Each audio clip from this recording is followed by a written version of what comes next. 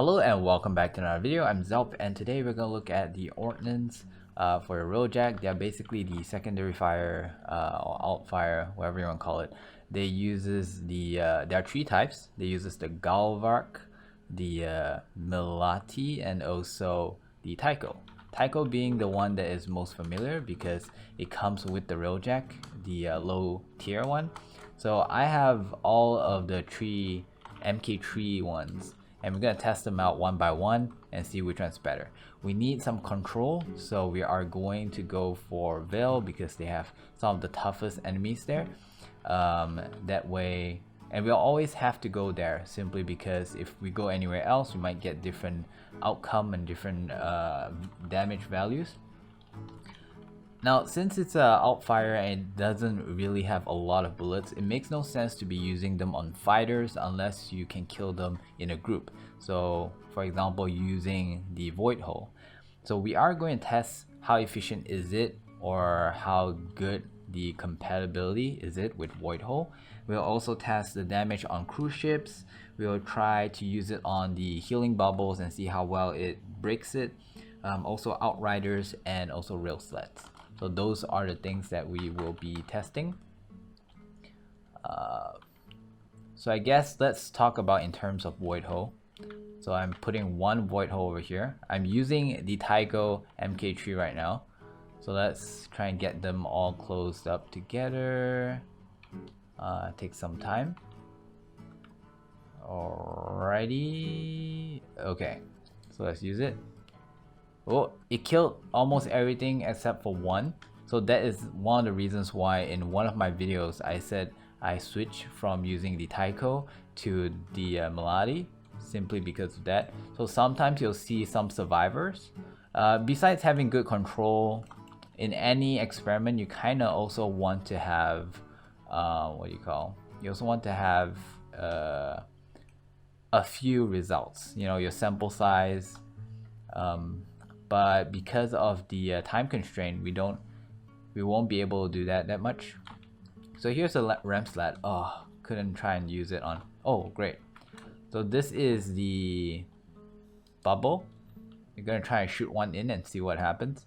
So it does no damage to the bubble. In fact, it just reflects off of the healing bubble. So in that sense, it's not so good. Oh, there's a ramp slat. We're gonna try and hit the ramp slat. Nice. Let's try and hit this one as well. It's a little bit angled, so I have a feeling it might not hit. Oof, nice as well. Sometimes it actually misses if the ramp slab is too close, simply because I think it needs some time. Oh, there you go, I missed. It feels like when the ramp slab is going at an angle too fast, it will miss. Oh, that one actually missed as well. Somehow it go a circle. So I wouldn't say that it's really good for run sets, especially in close range. Now let's take a look at, in terms of damage, how does it perform with a cruise ship. Okay, there's just a little bit too much chaos here. So I'm going to try and reduce the chaos with a black hole. This one is already exploding, this one as well. My teammates are doing a great job. They are randoms, by the way. I don't really know them in any way. Okay, there's one over here. Let's see how this works. Okay, here goes. Oh, it's actually also exploding. 204? What? That is sad. Wait, I need to remove this ball first. Oh, there you go. 2k. But as you can see, it almost does nothing. In fact, I think shooting it like this does more damage. Okay, let's see how much damage we can do here. 3k, but when you look in respect to his health, it's almost nothing. Okay, so the next one that we want to try is on outriders. Let's see if we can find some outrider. There you go. So over here we have an outrider. Okay, nice. Now I have a theory about the taiko and outriders. It's really good because the missile from your taiko actually has a AoE effect. So the moment it hits the outrider, it actually bursts all the weak points and it kills it immediately. So So that is why I think, or rather what I think is happening and why it's so good. So next I'm gonna try with malati. Okay, so first step is we're gonna try with black hole and see how that translates. I feel like you guys have already seen me doing this multiple times because of that video where I show you guys how I would solo, and I was using the malati instead. Over here we also have the outrider, so maybe I can showcase that as well. Now I feel like it works quite similar to the taiko in terms of when killing the outriders. What basically happens if I were to shoot out in space, and if you look at it, there's multiple projectiles coming out. In fact, I'm actually not too sure how many is there. Maybe you can pause the screen and count.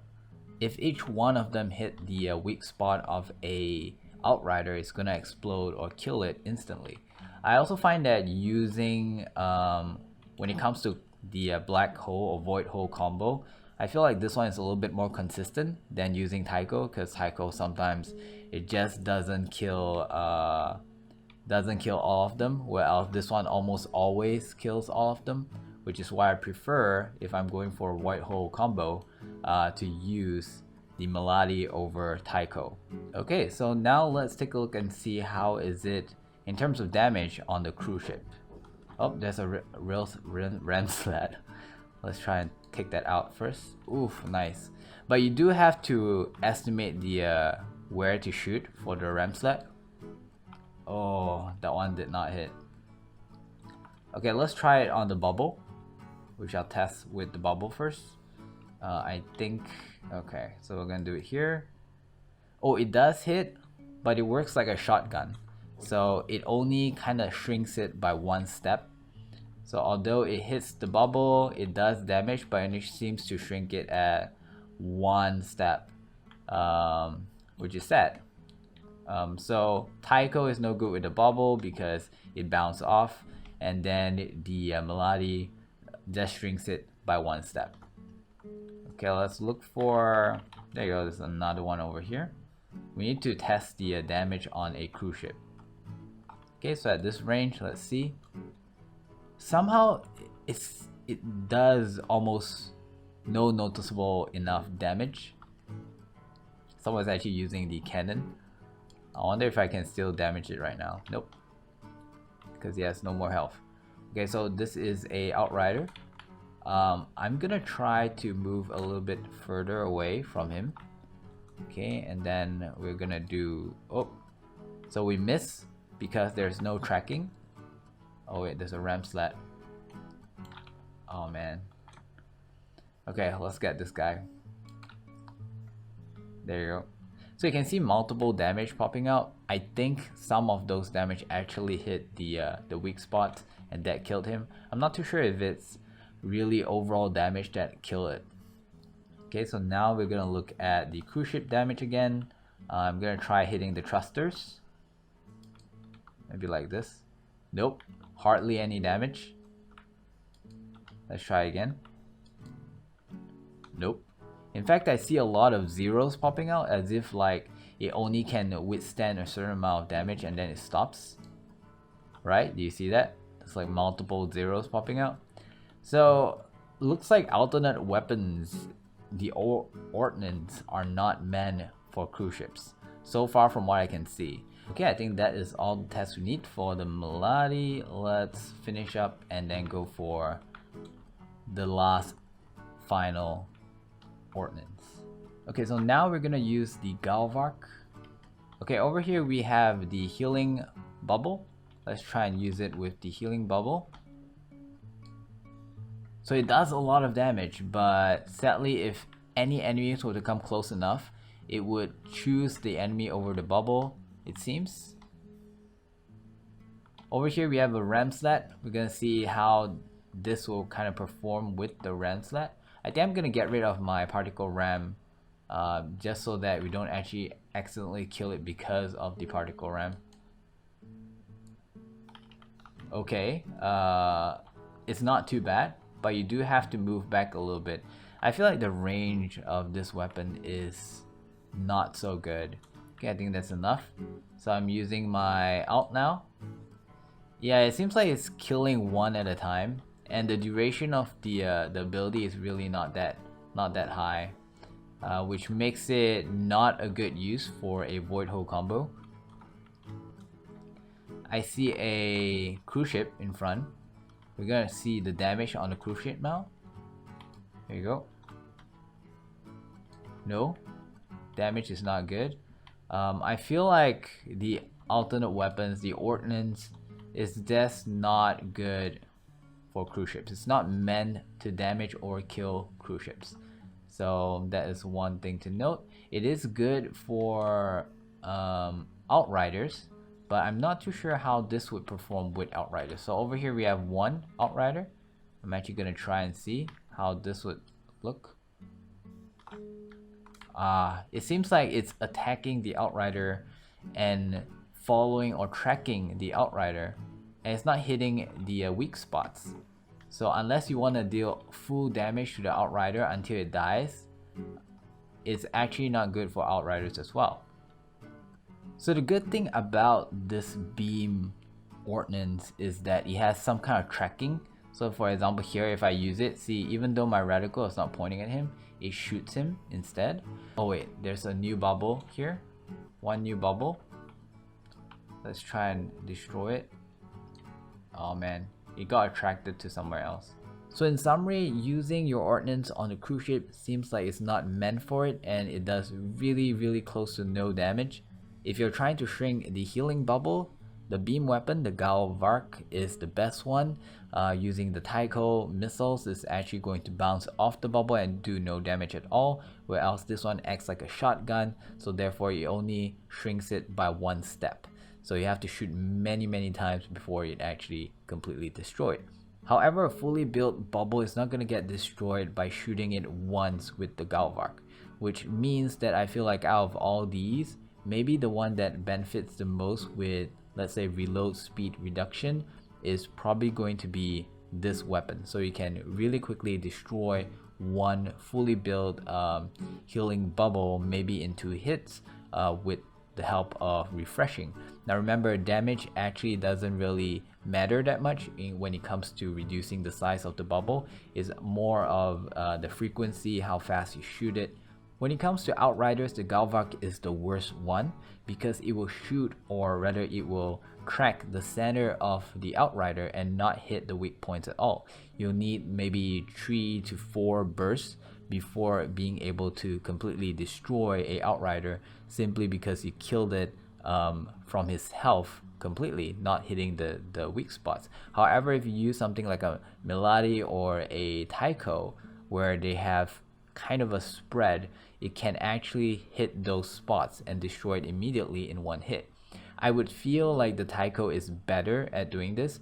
The taiko can also destroy them really efficiently when they are really far away, because the taiko missile can actually track the enemy as well.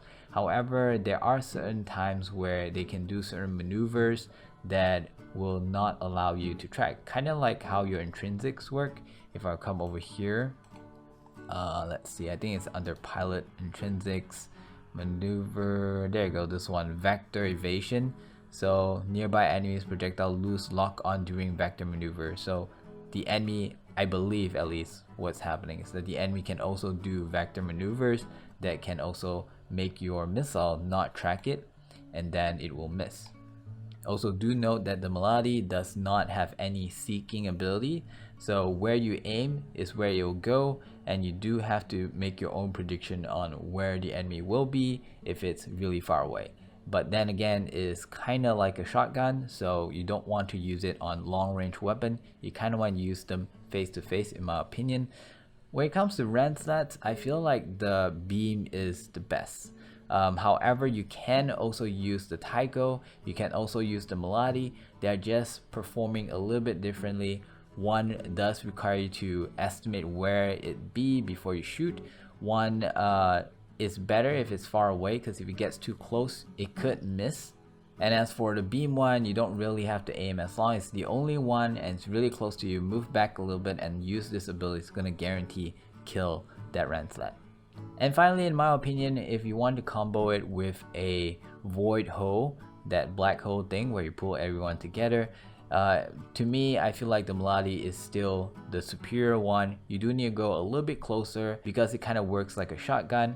However, if I use the taiko, sometimes it feels like it's not very consistent. And lastly, I just want to point out that the avionics for the ordnance doesn't seem to be that useful, except for maybe the reload one, the recharge one. That one may be something that you want to consider. Damage wise, they all can perform just as good for what you may use them for, so you don't really need that.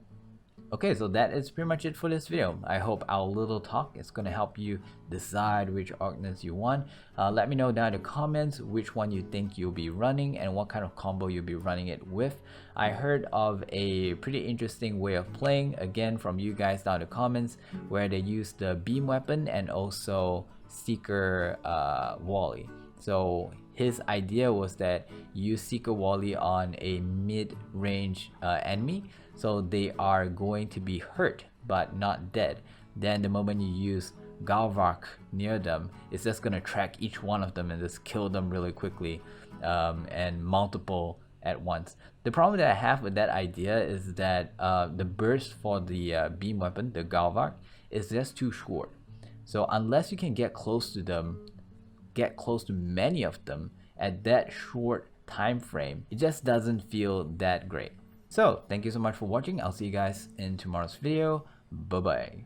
So yesterday we talked about fire suppression, and I read all the comments about it, and the more I think of it, I think I have a theory that makes everything work. Like, I can solve all the mystery and why it reacts that way with this theory. So the first thing is that there is a bug, and this bug is where your grid upgrade does not apply to your tactical ability. So right now, if I were to pull out my ability here, you'll see that it can extinguish 5 fires, and I have my fire suppression maxed out. This means that it can actually extinguish by right 8 fires. So somehow rather that grid upgrade did not apply, so it's only 5 fires. The second thing that I feel like is really interesting, because it took me a while to think about this. Again, everything is speculation. You know what? I think I'm gonna explain before I go into fights, because otherwise I might not be able to put it into words. I want you guys to think of the scenario. Imagine you're a programmer right now, and imagine that suddenly right now on the ship there are multiple fires and multiple electrical damages. How would the game know which one to focus on first? So like, does it remove 2 fires? Let's say you can remove 3 at a time, right? So does it extinguish 2 fires and 1 electrical damage? Or does it do 3 fires? Or does it do 3 electric? You know what I mean? So they have to pick something that they feel is more important. So therefore, I believe, at least, if I were to program this is what I will do. I'll see which one that is a little bit more threatening. Like fire actually does deal damage to your rojak. So I would say that fire would have sort of like a higher threat level. You know, like threat level dragon warning. But obviously they're gonna use a number to represent it. So let's just say, again, everything is speculation. Let's just say fire has a value of 0.6, okay, and electric has a value of 0.4. So if you can only extinguish 1 fire, then it will take out that 0.6, and then it will give you 1 fire removed. But if you have a fire and an electric spot, then they both add up to 1, and you can still extinguish both of them. If you have 2 electric, then they both add up to 0.8. It's still less than 1, so they remove 2 electric. But it has the priority to take out fire first. So if you have, let's say, 2 fire and 1 electric, it can only take out 1 fire, simply because his next priority, which is again another fire, he doesn't have enough, because it's 0.6 plus 0.6, you get 1.2, and you only can extinguish 1. So that is what I think is happening, and this makes a lot of sense on how it's behaving from the clip that I showed you guys yesterday's video. But let me know what you guys think down in the comments. Do you think what I said makes sense?